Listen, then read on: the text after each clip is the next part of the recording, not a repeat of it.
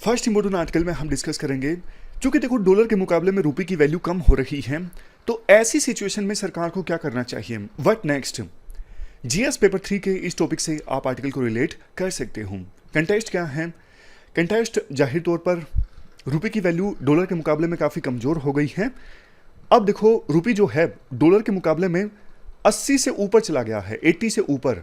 तो पहले ना 80 का एक साइकोलॉजिकल बैरियर हुआ करता था कि रुपये डॉलर के मुकाबले में 80 तो नहीं जाएगा, लेकिन अब 80 को क्रॉस कर चुका है रुपये। अब देखो एक चीज़ आपने पढ़ी होगी, डिमांड एंड सप्लाई का रूल। जिस चीज़ की डिमांड ज़्यादा होती है, सप्लाई कम होती है, तो उस चीज़ के रेट बढ़ जाते हैं। अभी चूंकि डॉलर के रेट बढ़ रहे हैं, तो हमारे देश में ना डॉलर की सप्लाई कम है और डॉलर की डिमांड ज़्यादा है। फॉरेन एक्सचेंज रिजर्व है हमारे पास 600 बिलियन डॉलर्स के आसपास का, लेकिन पिछले कुछ महीनों में आरबीआई ने रुपए की वैल्यू को कंट्रोल करने के लिए 100 बिलियन डॉलर्स अपने रिजर्व से रिलीज कर दिए, ताकि डॉलर की सप्लाई को कंपनसेट किया जा सके। जो डॉलर की डिमांड बढ़ी है, सप्लाई बढ़ाई जा सके और रुपए की वैल्यू को स्टेबलाइज किया जा सके। लेकिन देखो इसका इतना फायदा नहीं हुआ है, और राइटर अंत में ये बोलते भी हैं फॉरेन एक्सचेंज रिजर्व ये खत्म हो जाएगा, लेकिन आरबीआई रुपए की वैल्यू को कंट्रोल करने की कोशिश करेगा तो कंट्रोल नहीं कर पाएगा। तो आरबीआई को एक चीज पे फोकस करना चाहिए कि वोलेटिलिटी को कम करना।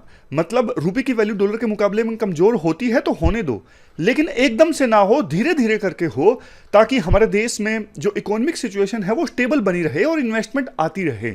समझ गए?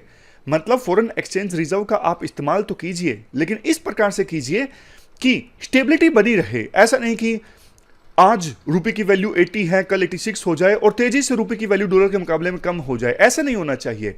इसके बाद राइटर बात करते हैं कि करंट सिचुएशन क्या है। देखो थोड़ी सी तो इंडिया के लिए राहत की बात है, क्योंकि इंटरनेशनल मार्केट में क्रूड ऑयल के दाम जो पहले $100 पहुंच गए थे पर बैरल, वो अब $88 तक आ चुके हैं। तो मतलब क्रूड ऑयल के दाम कम हुए हैं। दूसरा, कैपिटल आउटफ्लो भी स्टेबलाइज हुआ है। मतलब एकदम से यूएसए के इन्वेस्टर्स जो इंडिया की स्टॉक मार्केट से इन्वेस्टमेंट ले जा रहे थे, कैपिटल का आउटफ्लो हो रहा था, इंडिया से बाहर जा रहा था कैपिटल, वो अब स्टेबलाइज हुआ है। तो मतलब रुपए की वैल्यू अब डॉलर के मुकाबले में थोड़ा तो स्टेबलाइज होगी। लेकिन आप मुझे एक बात बताइए, क्वेश्चन का आंसर दीजिए। यूक्रेन वार के कारण इंटरनेशनल मार्केट में क्रूड ऑयल के दाम बढ़े थे। क्या आपको लगता है यूक्रेन वार इतना जल्दी खत्म होने वाला है? इसका आंसर है नो। देखो आज के समय में ना रशिया की पोजीशन वार में कमजोर हो रही है। कल हमने आर्टिकल डिस्कस किया था कि एक समय में रशिया ने जो एरिया कैप्चर कर लिया था यूक्रेन में, वो एरिया अब रशिया धीरे धीरे खो रहा है यूक्रेन के काउंटर ऑफेंसिव ऑपरेशन के कारण। यानी यूक्रेन ऑपरेशन चला रहा है अपनी खोई जमीन को फिर से वापस हासिल करने के लिए। तो देखो पुतिन, आपको पता है, हारते हुए नहीं दिखना चाहेंगे। वो अपने आप को स्ट्रॉन्ग लीडर मानते हैं। डोमेस्टिक जनता को और पूरे वर्ल्ड को इस प्रकार से वो दिखाना चाहेंगे कि रशिया की जीत हुई है। तो पुतिन फिलहाल की सिचुएशन में ना युद्ध को बल्कि एस्केलेट करना चाहेंगे। एस्केलेट मतलब बढ़ाना चाहेंगे। नाटो कंट्रीज को डायरेक्टली वो युद्ध में इन्वॉल्व करना चाहेंगे, ताकि वो भी प्रेशर फील करें कि न्यूक्लियर वार स्टार्ट हो सकता है। इसीलिए उन्होंने 3 लाख की फोर्स को मोबिलाइज करने का फैसला लिया है। मतलब ऐसे लोग जिनको प्रायर मिलिट्री एक्सपीरियंस है, उनको भी युद्ध के लिए बुलाया गया है। तो मतलब सिचुएशन कभी भी एस्केलेट हो सकती है यूक्रेन वार में। इसका मतलब देखो साफ है, क्रूड ऑयल के दाम तो फिर से बढ़ सकते हैं इंटरनेशनल मार्केट में। और दूसरी चीज देखिए, यूएस के सेंट्रल बैंक ने इंटरेस्ट रेट्स इंक्रीज किए थे, जिस वजह से इंडिया से इन्वेस्टमेंट वापस लेकर जाने लगे यूएसए के इन्वेस्टर्स। लेकिन देखो इसकी कोई गारंटी है क्या? आप एक बात बताइए कि यूएसए का सेंट्रल बैंक फिर से इंटरेस्ट रेट्स को नहीं इंक्रीज करेगा। और ज़्यादा इंक्रीज करेगा तो और ज़्यादा कैपिटल का आउटफ्लो हो जाएगा इंडिया की स्टॉक मार्केट से। यूएसए के इन्वेस्टर्स अपना डॉलर वापस लेके चले जाएंगे। मतलब डॉलर के फॉर्म में जो इन्वेस्टमेंट है वो वापस लेके चले जाएंगे। इसके बाद देखो राइटर कहते हैं इंडिया का जो करंट अकाउंट डेफिसिट है ना, वो इस साल 3% ऑफ जीडीपी रहने की संभावना है। जबकि आरबीआई ये मानता है करंट अकाउंट डेफिसिट अगर 2.5% ऑफ जीडीपी है ना, ये सेफ लिमिट है। और इंडिया के लिए एक बड़ी चिंता का कारण पता क्या है? इंडिया का फिस्कल डेफिसिट। फिस्कल डेफिसिट की सिंपल भाषा में आपको बोलूं तो सरकार कितना खर्चा कर रही है, माइनस में कितना सरकार का रेवेन्यू है, ये होता है फिस्कल डेफिसिट।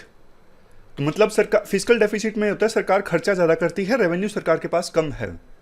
जैसे 110 रुपये खर्चा कर दिया और रेवेन्यू है सरकार का 100 रुपये, तो 10% सरकार का क्या हो गया, फिस्कल डेफिसिट। अब आप बोलोगे कि फिस्कल डेफिसिट का रुपये की वैल्यू से क्या लेना देना है। देखो, इकोनॉमिक्स में ये सारी चीज़ें ना आपस में इंटरकनेक्टेड हैं। आप एक बात बताइए, अगर हमारे देश में फिस्कल डेफिसिट 10% ऑफ जीडीपी होगा, जो कि अभी है राइटर के अनुसार, कंबाइंड फिस्कल डेफिसिट अगर देखें ना सेंटर और स्टेट्स का, ये 10% ऑफ जीडीपी से ऊपर है। अगर फिस्कल डेफिसिट इतना ज़्यादा होगा तो फिर कंपनीज हमारे देश में ज़्यादा इन्वेस्ट नहीं करेंगी। इन्वेस्ट नहीं करेंगी मतलब हमारे देश में ज़्यादा डॉलर नहीं आएगा, यानी डॉलर नहीं आएगा तो सप्लाई कम हो गई। जिस चीज़ की सप्लाई कम होती है डिमांड ज़्यादा होती है, लगाइए वही रूल, डॉलर का जो रेट है रुपये के मुकाबले में फिर बढ़ेगा। इसलिए कंफर्ट जोन में इंडिया को रहने की आवश्यकता नहीं है। पिछले कुछ दिनों में सिचुएशन अगर स्टेबलाइज हुई है तो ज़रूरी नहीं कि फ्यूचर में भी रुपये की वैल्यू स्टेबल रहेगी डॉलर के मुकाबले में।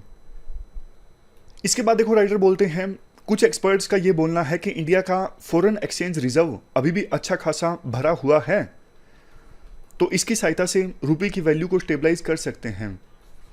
राइटर कहते हैं, देखो बात ये नहीं है कि आपका फॉरेन एक्सचेंज रिजर्व कितना भरा हुआ है, जिसकी सहायता से फॉरेन एक्सचेंज रिजर्व में मान लीजिए डॉलर पड़ा है अच्छा खासा, तो उसको मार्केट में रिलीज कर दिया जाए, सप्लाई इंक्रीज हो जाए डॉलर की और रेट स्टेबलाइज हो जाए रुपये का।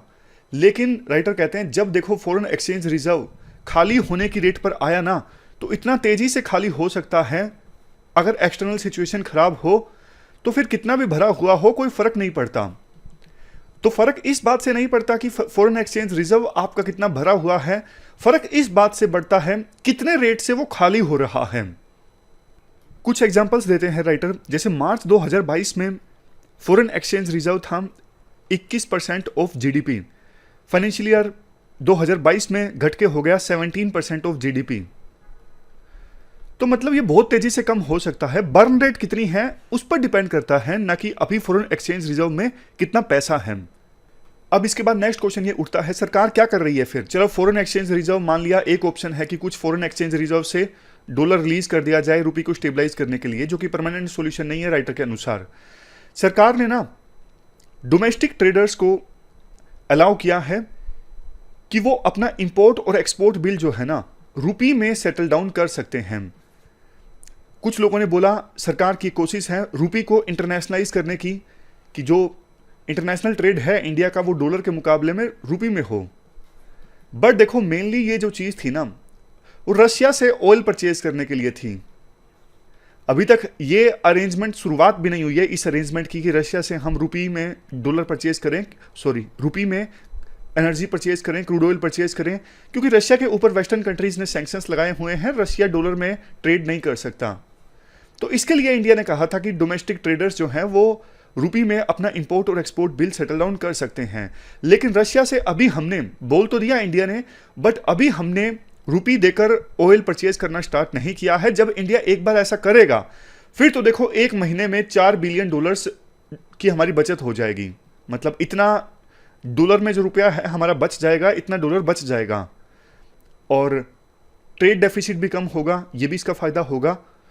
तो जल्द से जल्द इंडिया को इस अरेंजमेंट को इंप्लीमेंट करना स्टार्ट करना चाहिए। नेक्स्ट पॉइंट में राइटर ये बोलते हैं, रियल इफेक्टिव एक्सचेंज रेट के हिसाब से अगर देखें, पहले तो ये जान लीजिए रियल इफेक्टिव एक्सचेंज रेट क्या होता है। देखो weighted average of countries currency, मतलब इंडिया की करेंसी की क्या वैल्यू है as compared to basket of other major currencies, यानी दूसरी जो मेजर करेंसीज है ना उनके कंपैरिजन में इंडिया की करेंसी की क्या वैल्यू है। तो अगर इस हिसाब से देखें रियल इफेक्टिव एक्सचेंज रेट के हिसाब से, तो अभी भी देखो इंडिया की जो करेंसी है यानी रुपये वो थोड़ा ओवर वैल्यूड है, थोड़ा सा और कम हो सकती है। तो इतना भी आरबीआई को डरने की आवश्यकता नहीं है। अगर थोड़ा सा रुपये कमज़ोर होता है डॉलर के मुकाबले में तो फिर इससे एक्सपोर्ट बूस्ट हो सकता है, क्योंकि देखो चाइना तो जानबूझ के अपनी करेंसी को डेप्रिशिएट करता है एक्सपोर्ट को बूस्ट करने के लिए। और इससे एक फ़ायदा ये भी हो सकता है ऑयल को छोड़ के बाकी जो चीज़ें हैं ना, उनका इंपोर्ट कम होगा अगर रुपये की वैल्यू डॉलर के मुकाबले में थोड़ा और कम होती है। तो वो चीज़ें देश में ही जनरेट होने लगेंगी, प्रोड्यूस होने लगेंगी, तो इससे हमारा करंट अकाउंट डेफिसिट भी कम होगा। लेकिन देखो, इससे एक खतरा है, रुपये की वैल्यू डॉलर के मुकाबले में और ज़्यादा कम होगी तो इन्फ्लेशन बढ़ सकती है।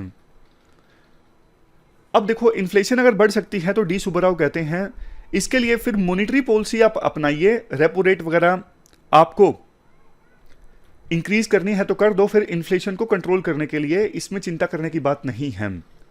समझ गए? तो ये पूरा आर्टिकल हमने डिस्कस किया रुपये की डॉलर के मुकाबले में घटती वैल्यू के बारे में और आगे सरकार को क्या करना चाहिए।